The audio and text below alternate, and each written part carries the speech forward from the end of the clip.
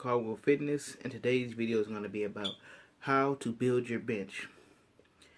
So, if you're trying to build your bench, the first thing you need to do is test yourself. Get on the bench and just work up to a max weight. Something I recommend is doing 4 sets of different weights, some from light to heavy, and setting rep ranges. Like for your first light set, make it 10 to 12 reps, and in each set you gotta aim for the highest number. Your second set, make it from like 5 to 8. Then your third set, make it from like 4 to 6 or 4 to 7, and then your last set, try to make it between 1 and 3 reps, and you always aim high on all 4 of those sets. And then if you keep like a mental note of the numbers you hit, or you can write it down, or you can log it on your phone and you work from there. And the weights you have trouble at, you can just on certain days, on your chest day or on a different day, you can work with those weights. So say if you have trouble at like 225, you only hit it, you aim for 5 but you only hit, or you aim for 7 but you only hit 4. Do 4 sets with 225 after you warm up, and set your rep range to like 5, just 5, and try to hit 5 on each set. And then once 5 become easy, you go up with that same weight, and then you'll notice your strength on all the other sets are going to go up too. The second thing is you got to do accessory work, meaning exercises outside the bench for chest, flies, dips, push-ups, incline and flat dumbbell presses. And when you do those exercises, make them high reps. Make them high reps so that you can get stronger. You can get stronger at your accessory work, because when you get stronger at your accessory work and you start building those fibers, it's going to improve your bench. And one exercise I do recommend that you do, if it's available at your machine, at your gym, is the decline hammer strength machine. Do it alternating so you can balance out your pecs. The more balanced your chest is, the more pressing power you will have.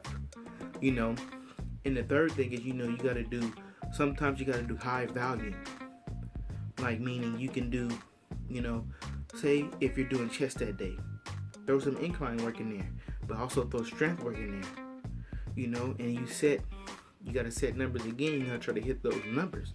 And once you start seeing you're hitting each number set per set, go up, 5 to 10 pounds, and hit those numbers until you hit a 1 rep max.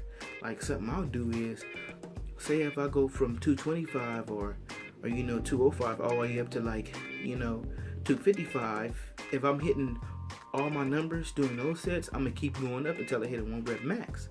But you have to be smart about it too. Listen to your body. You don't want to tear your shoulder. You don't want to strain anything, tear a pec because of your ego. So throw volume in there, in your regular workout, here and there. And the frequency that you should be actually testing your strength, I test it, like, say if I test it at the beginning of the month, I'll test it either at the end of the month or the earliest, like 2 weeks after I tested it, just so I can keep my body fresh and work on my accessory work. And the third thing is, you have to set a goal of a max you want to hit, or of a weight you want to hit for a certain rep. Once you hit your max, I think your next goal should be, okay, let me see how many times, let me build up and see how many times I can hit my max. Currently, I'm trying to get to 315 on incline. But after, once I reach that goal, which I'm very close to, I'm going to say, okay, my next goal is to see how many times I can hit 315, because then after that, you can kind of gauge on how strong you are on the incline or on the flat bench. So those are just some small tips to building your bench. I hope it helps you guys out. I'm going to throw some clips in this video to show you some of my progression. And don't forget to like this video, comment, and share this video with anybody who you think it'll help. And please subscribe. You guys have a good one. God bless.